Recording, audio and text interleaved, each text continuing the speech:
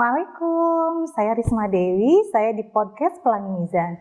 Kali ini, podcast Pelangi Mizan kedatangan tamu yang sangat spesial.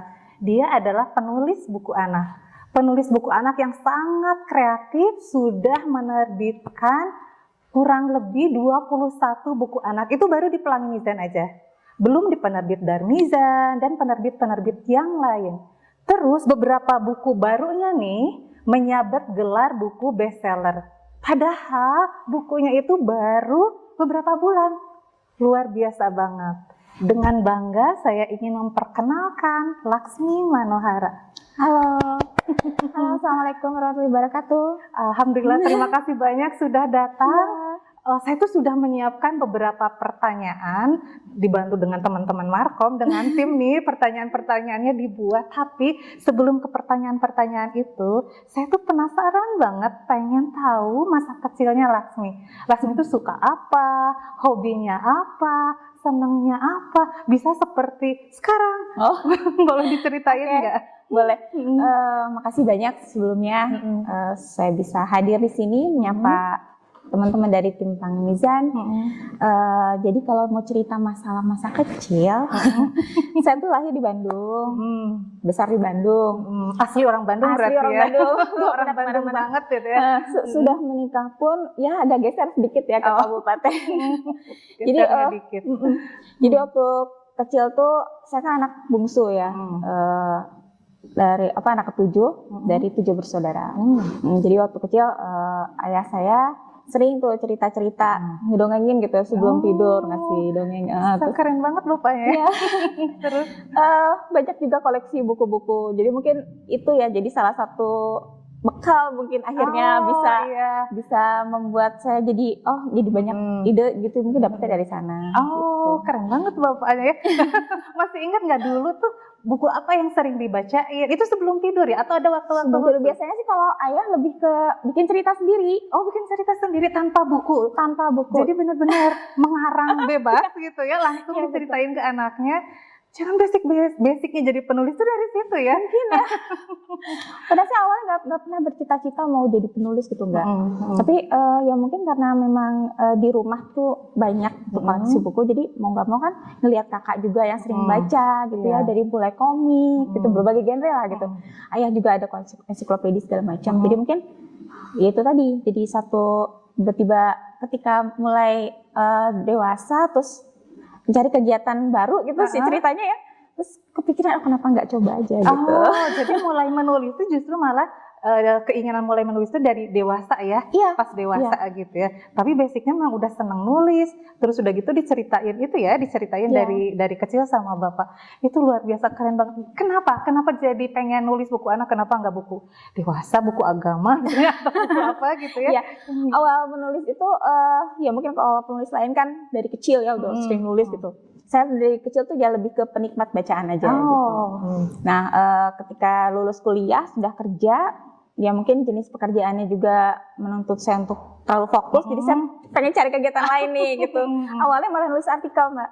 Awalnya nulis artikel di koran. Terus nah sesudah menikah baru ya udah punya anak mungkin ya, saya juga jadi keingetan loh, ayah juga dulu suka bikin cerita, mungkin saya juga bisa nih bisa bikin cerita juga buat anak sendiri gitu ya. Jadi saya pikir buat semacam ngasih warisan gitulah buat anak gitu yang ditinggalkan betul ya.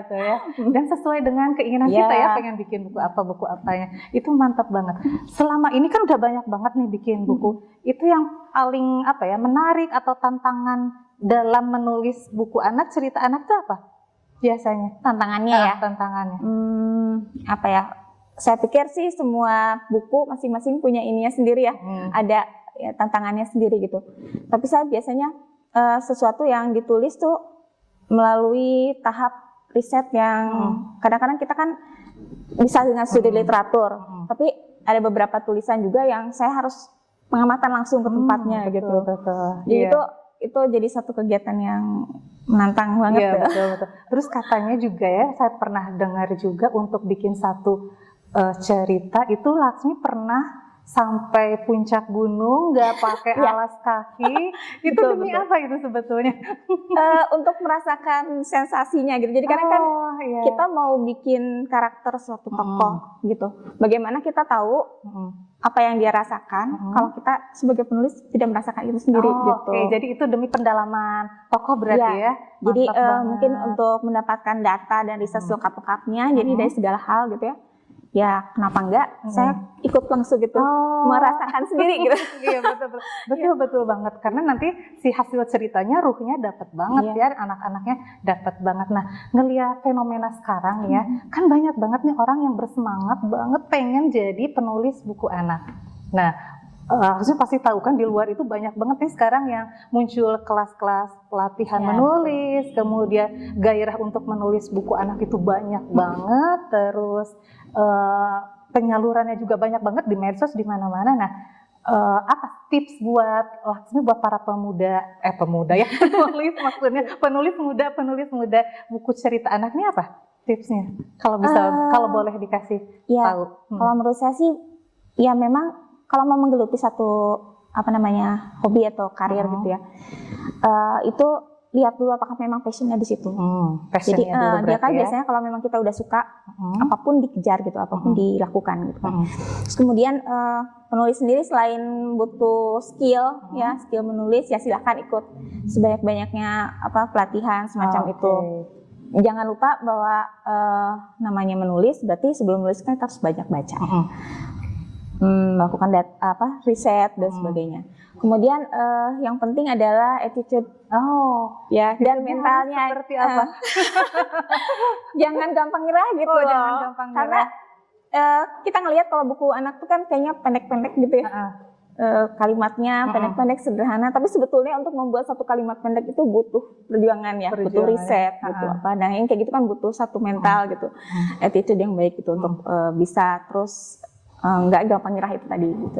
Mantap sekali ya. Nah, sekarang ini buku anak itu yang paling bukan bisa dibilang paling stabil karena banyak banget variannya, banyak banget genrenya, banyak banget penerbit itu hampir semuanya bikin buku anak. Nah, menurut Laksmi nih, buku-buku anak di Indonesia ini gimana? Yang ada saat ini tuh sekarang ya. Kalau lihat perkembangannya sih menurut saya senang banget gitu ngelihat perkembangan buku anak di Indonesia karena menurut saya ini udah nggak kalah kualitasnya dengan buku luar. Keren ya? Iya udah keren. Ya. Ya kalau dibandingin dengan buku yang saya baca waktu kecil gitu kan ya, gayanya tuh udah beda. Penyajiannya udah disesuaikan disesuaikan dengan perkembangan dengan keadaan anak-anak di masa kini juga gitu kan. Lebih ya itu macam-macam genrenya, temanya dan tema-tema yang mungkin dulu dipikir tabu kayak gitu-gitu sekarang udah enggak lagi ya gitu. Selama penyajiannya mungkin masih menyenangkan. Betul. Udah gitu sebetulnya seberapa penting sih buku anak itu gitu buat orang tua, buat si anaknya sendiri gitu. Buku anak penting banget tuh menurut saya. Jadi karena buku ini sebagai media untuk anak gitu ya, yang mempengaruhi semua aspek pertumbuhannya. Jadi bisa menyeimbangkan, kalau menurut saya bisa menyeimbangkan antara IQ-nya dan EQ-nya gitu. Di buku kan penuh dengan pengetahuan, ya itu masuk IQ-nya. Kemudian dari tokoh-tokohnya, apa yang dialami oleh tokoh, bagaimana dia berinteraksi dengan tokoh lainnya, gitu dengan tema persahabatan segala macam, itu melatih anak untuk punya empati yang baik. Gitu. Jadi penting banget buku anak gitu ya, buat orang tuanya, buat anak-anaknya juga. Nah, mungkin ini yang pertanyaan yang terakhir nih. Laksmi kan udah menulis sangat banyak di Pelangi Mizan ini. Kok bisa gitu ya? Maksudnya apa sih tips buat yang lain itu ya, biar disayang editor dan disayang penerbit itu? Ini pertanyaan terakhir nih. Saya juga nggak tahu ya, mungkin saya sama editor ya. Nggak. Saya coba sharing aja apa yang saya lakukan gitu ya. Selama ini kalau misalnya dapat tugas, ya saya coba kerjakan sebaik-baiknya, semaksimal mungkin gitu. Ikutin aja maunya editor gimana, karena saya yakin pasti editor udah paling tahu lah gitu. Apakah nanti bukunya yang dari segi pasarnya yang disukai yang seperti apa gitu kan, kita ngikutin maunya editor. Dan sebagai penulis saya juga mencoba untuk memberikan lebih dari apa yang diharapkan. Mantap sekali. Mudah-mudahan Luar biasa. Ini luar biasa sekali obrolan kita di podcast Pelangi Mizan kali ini. Sebetulnya masih pengen banyak ngobrol, masih pengen banyak menggali, apalagi tips-tips yang sangat penting, tips-tips praktis buat penulis-penulis baru buku anak di luar sana. Tapi karena mungkin waktunya kapan-kapan nanti kita sambung lagi. Sampai di sini podcast Pelangi Mizan. Terima kasih banyak. Mohon maaf kalau ada salah. Salam dari kami berdua. Assalamualaikum.